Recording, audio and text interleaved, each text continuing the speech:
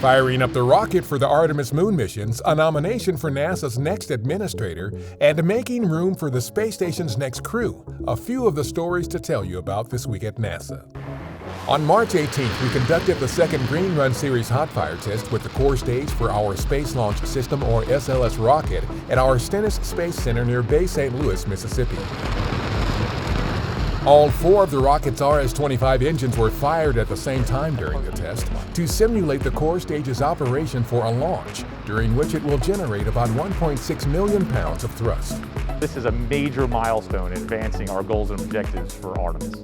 And I just could not be more proud of the team, of their talent, dedication, getting to this point and pulling off a just very successful test. The Hot Fire is the final test of the Green Run series to ensure the rocket's core stage is ready to launch Artemis missions, beginning with Artemis 1, the first uncrewed mission of SLS and our Orion spacecraft around the Moon and back. On March 19th, Acting NASA Administrator Steve Jurczyk released a statement in response to President Joe Biden's nomination of Bill Nelson to serve as the 14th NASA Administrator. The statement noted Nelson's proven history of supporting our wide-ranging work here at NASA. Jurczyk went on to say that while the nomination must still be confirmed, he looks forward to continued work with Nelson and the Biden-Harris administration to carry out NASA's many critical missions in the future. In 1986, while the chair of the House Space Subcommittee, Nelson flew aboard the Space Shuttle Columbia as a payload specialist on the STS-61C mission. On March 19th, 3 members of the International Space Station's Expedition 64 crew, including our Kate Rubins, undocked and moved a Soyuz spacecraft from the station's Razvet module to a different docking port. The relocation will allow the next Soyuz crew, which includes our Mark Vande Hei, to dock to Razvet when they arrive on April 9th. Each March, many of us look forward to following our tournament brackets, and it's that time of year again to make your winning picks for Tournament Earth. From now through April 13th, you can cast votes for the most unforgettable photographs of Earth taken by astronauts from the International Space Station for more than 20 years.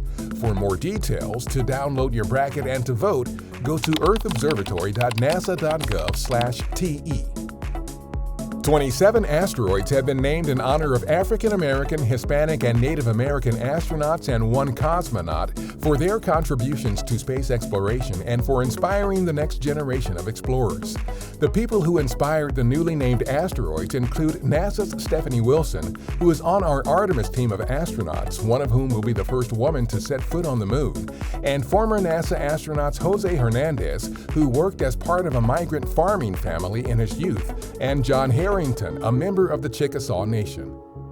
Near-Earth asteroid 2001 FO32 is expected to make its closest approach to us on March 21st. The asteroid is the largest predicted to pass by Earth this year and is expected to safely pass no closer than 1.25 million miles from Earth, which is about 5.25 times the distance from Earth to the Moon.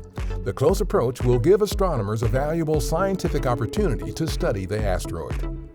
New results from our Juno mission have for the first time revealed that Jupiter's dawn storms are born on the planet's night side, which Juno can see because it orbits over the planet's poles. Dawn storms are intense early morning brightening of aurorae that occurs at both Jovian poles.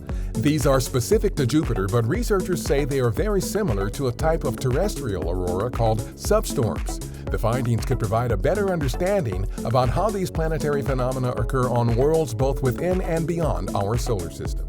That's what's up this week at NASA. For more on these and other stories, follow us on the web at nasa.gov/twan.